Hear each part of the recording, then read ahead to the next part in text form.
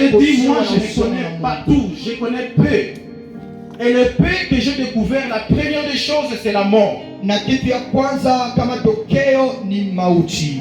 Lorsque tu n'es pas en intimité avec Dieu, la première conséquence que tu vas vivre, c'est la mort. Wakati hauna Le projet de Dieu pour nous, ce n'est pas de mourir jeune. mpendwa, lengo la Mungu kwetu si ili tukufe Moi, vijana. personnellement, quand je me regarde les jeunes avec lesquels on était en secondaire, depuis première secondaire, Kama vile wakati najitazama jinsi nilikuwa katika ekole nous secondaire, avons formé un groupe de rappeurs. tulikuwa na kikundi ya warapeur. Ma mère, elle est là, elle peut témoigner. Mama yangu iko huko, naweza Nous étions kushuhudia. à 8 à peu près. Tulikuwa kama vile watu 8 hivi. Aujourd'hui, on est resté à 3. Leo tumeshakuwa watu 3.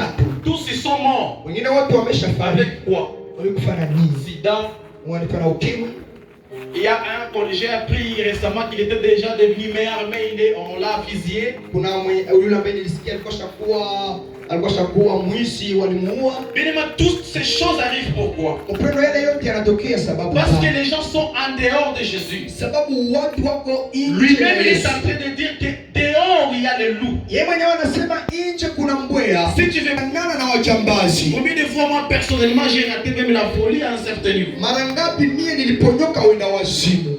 Et il n'y a pas plus de 2 jours qu'hier, j'ai rencontré un ami au niveau de RTL. Na si zaidi ya siku mbili nilikutana na rafiki huko Je RTL. suis entré dans le bus, j'ai pleuré. Nikaingia katika basi nikaanza kulia. Je l'ai vu, il est fou. Nikamwona tayari ameshakuwa mwenda wazimu. J'ai marché pour prendre le bus, je voyais il y avait un garçon devant moi qui parlait beaucoup de français. Nilikuwa natembea kutoa na basi nikakutana na kijana iko Mais qui était bien mis, il a déjà déchiré ses habits, donc il a l'air fou. manguo yote amesha kubomoa. Et quand je suis passé, j'ai regardé derrière pour voir qui il était. Wakati nilipita nikachunguza nyuma C'était un nitazama. garçon avec qui on a présenté ensemble. Nikagundua ni kijana tulisoma naye. Bien aimé, pensez-vous qu'un jeune homme peut être fou et il est en Christ? Je, mnajizania kwamba kijana anaweza kuwa mwenda bazimu na anaketi ndani ya Kristo? Il fallait nous asseoir à un moment donné et nous poser des questions. Muda fulani tunaweza kuketi tujiswali. Pourquoi ma vie est-elle ainsi? Sababu gani maisha yangu iko hivi?